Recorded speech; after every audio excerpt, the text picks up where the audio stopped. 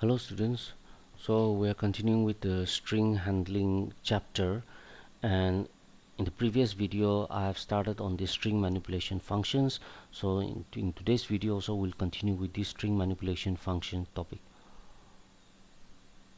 So just once again, what are string manipulation functions? So it is these are some predefined functions which are used for testing and copying strings of characters into a character array. So string functions, you have when you use it, you have to define the string.h header file. Now, so these are some of the string functions which are going to see. So in the previous video we have already seen this strcpy, that is string copy function, right? So today we're going to see the rest of the functions one by one. All right, so the second one is strcat, which is stands for string concatenation. So s1 comma s2.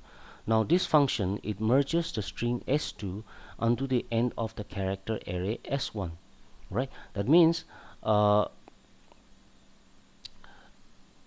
this copies the string s2, okay, or joins the value of string s2 to the end of the last alphabet of this string s1. Right, so it continues, that means it joins this and this, so that the beginning of this alphabet will join with the last alphabet of this s1. Right, so s1 should have enough array elements to hold character values of both string s1 and s2. So the only thing should be s1 should have double the size of array elements of this s2, because originally s1 will be allocated with one data value, but then s2 also data value will also be transferred. So there should be enough array element to hold both the string values. Okay, so based on that, let's see a program on that.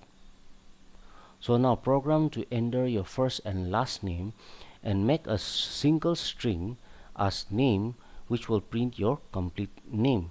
Okay, so what we have to do is that in the program, the first name and the last name will be entered, and then after that we have to make a single string name, so which will print the complete name. Right, so here we use the iostream header file as usual for cout scene. We use the stdio standard input output.h, right, and then we use the string.h. so you can see that we use the stdio, which I have already explained that we use it for the gets or getS function, which I've already explained in the previous video. It accepts a string of characters and moves the cursor onto the next line. Right, that's why in the output you see that after this it moves on to the next line after this gets f name. Right, so for that we declare two character array. So here the first character array is f name, which stands for first name, and l name, which stands for last name. So 10 array elements will be created by this, and 10 array elements will be created by this. Because 10 array elements, that means it can store 10 character values, and this also can store 10 character values, l name. So now again another character array, which is full name, so which will be based on the joining of these two, okay, which will store here. So you can see that the size of this index is 20, which is both of these combined, so equals to, you can see that it has been assigned a null value. Right, so now what we do is that we enter the first name. Gets function stores that in this f name, so which is Mr. John. Again enter your last name, so it is stored in l name, so we have Smith. Now after that what we do is that using the string concatenation function, this is what we do is that we transfer the value that was stored in f name, that is in s2, to s1, that is full name. Right, so now f name value will be stored in full name, so it concatenates first name unto name, that is full name. All right, then again string concatenate full name, and then this, you can see that this null string. So what happens is that since this also occupies 1 byte of memory, so in between the name in between the name you will see that there's a space, right? So that is concatenates one blank space under the name, so that to identify the first name and the last name, one space is required. So that's why this is assigned to the full name, right? So the null string is assigned to the full name. So what will happen is that after Mr. John, one blank space will be entered because of this. Okay, then again string concatenate full name, last name. Now last name is also entered in the full name.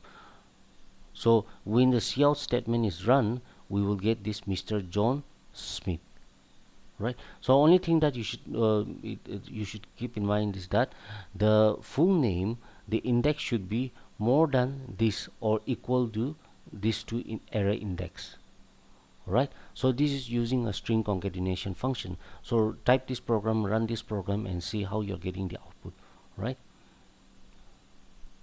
Now the next one is string compare, strcmp. Okay, now this function, it compares the string s1 with s2 on an alphabetic element by element basis. So character by character it will compare the element by element, means by in every element one character is stored, right? So character by character it will be compared. So if s1 alphabetized before s2, okay, it will return a negative value, and if s1 and s2 are exactly same, the values are same, it will return a 0. But if s1 alphabetized after s2, then it returns a positive value. So what we want is it should be same. In that case, it should return a value 0 according to this program. Alright, so now we have a program to enter the password, and to check whether the input value that is entered is correct or not. That means, is the password matching or not. Alright, so here in under the main function body, we have the character arrays, that is master pass, that is the name of the array of character type, and the index is 7, and it has been assigned the value that is this master 1 2, right? So 1 2 3 4. Okay, so here this has been assigned this master 1 2. Okay, here the value is 8. Okay, so here it should be 8. Okay, so just a typing mistake. Okay, so here the maximum size you can assign, you can make the corrections in while typing it. Okay, since here there is master 12. Okay, so here just make the correction here, instead of 7 you make it 8. Okay, and here also you make it 8. So this is so it is within double quotes, so this is a string constant or a string literal. All right, so which we have already discussed in the previous videos regarding what is a string variable and what is a string constant, right? So this is a string variable which is of character array, and this is string constant. So which is so make it 8 8. Okay, and this is n bus, so which will be compared with this value. So now here in ctr equals to 0, so another variable has been assigned this value 0, right? So now when you enter your password, it will be stored in this npass. So here enter your password John 1 2 3. So now what happened is that since it will be compared with this, okay, so after that, now what will happen is that, but before that it is already stored, John 1 2 3 is stored in this npass. Now the formula will be executed, ctr equals to str compare master pass npass. So as said, string s1 with s2, right? So here what will happen is that npass value, which is John 1 to 3, will be compared with master 1 2. So now that will be compared. Is it true or false? Now since this is a predefined string manipulation function, right? The compiler already knows when it encounters this function name, it knows what it has to do. It will compare this and this. Okay, so now since here, okay, here in the case of this one, the npass is John 1 to 3. Okay, so what will happen is that, and here the password value is master 1 2, that value will be stored in this CTR. So it will compare if CTR equals to 0, right? So in that case, these two options can be used. If S1 alphabetized before S2, or is S1 exactly same? No. If S1 alphabetized after S2, right? So in this case, you can return a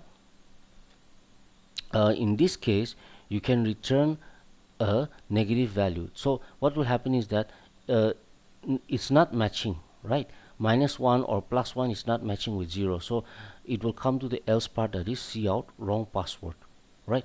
Let's suppose that this is the so this password is already predefined, right? It's already pre-written in the program because it is initialized at the declaration while declaring this character array. So let's say that when you enter your password, let's say that you enter this master12 and it is stored in this npass. So now again this will be executed, this formula. So npass master12 equals to masterpass master12, right? So now what will happen is that since it is correct, so CTR will be stored the value 0 because they are exactly same. So now if test expression will compare if CTR equals to 0, that is if CTR is 0, right? 0 equals to 0, send cout correct password, right? So likewise what you do is that like I said, okay, there is a typing mistake, so you just change this to 8, okay, or you can also write down here 10 also, it won't matter, okay.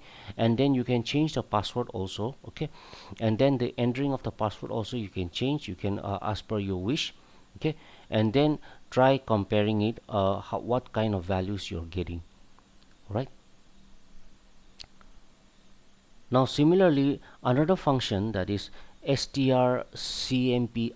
So it's almost same except that here there is I. Now what is the difference between this and this then? What is the difference of this I? So both functions will execute the same way. That means only difference is I indicates the strcmpi function is not case sensitive, okay. So that means here I means that this function, okay, the values that is assigned to this function, okay, it does not check for case sensitive issues. So here if suppose we are using this function and S1 is master12, okay, and then S2 is npass master12, you can see that the name is same, but here MA, A is in capital, AS is in capital here, okay, the input value, but here it's not in capital, right? So what happens is that though if when you're using this string manipulation function strcmpi, okay, this case sensitivity issue is not a problem for that, so it will return the value 0. So this and this is also equal, is correct, okay. Now another one is strupr s1, so which is stands for uppercase, okay. So now this function takes string variable as a single argument. So the string variable will be taken as a single argument, as a single value, and converts the string into upper form, okay. So the string value will be converted into uppercase letter alphabet. So now we have a program to convert the lowercase input string into upper string, okay. So as you can see here under the main function body, you are declaring a character array called as string1 of size index 10. Now here I've written here 1 because if you write here string, string is a keyword, this also is a keyword, so you cannot use a keyword as a variable name. So that's why I'm writing down here string 1, right? So now we enter the string value, so that is using the gets function, it is stored in this character array string1, alright. So enter the string John Smith. As you can see, there is a space between John and Smith. So now when the coutput statement is run, the string in uppercase is, and we're using the string upper function, okay. So whatever is within this variable will be converted by this function into capital letter, Alright, so these are string manipulation functions are quite easy to execute. Okay, and then it shortens the program length, because instead of using a complex formula logic, just by using these manipulation functions, you can directly execute on the variable and the data values. Okay, and then get a desired output. Right, so type all these programs, okay, learn on it. Okay, and we shall see more string manipulation functions in the next video.